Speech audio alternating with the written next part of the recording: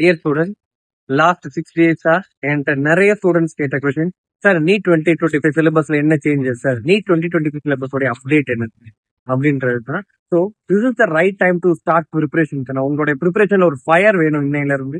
So what is the major சேஞ்ச்னு பார்த்தீங்கன்னா எந்த ஒரு மேஜர் சேஞ்சுமே கிடையாது. ஆஸ் பர் நம்ம 2024 நீட் சிலபஸ்ல என்ன பேட்டர்ன் ஃபாலோ பண்ணாமோ சேம் சிலபஸ் தான் நம்ம நீட் 2025 ஃபாலோ பண்ண போறோம்.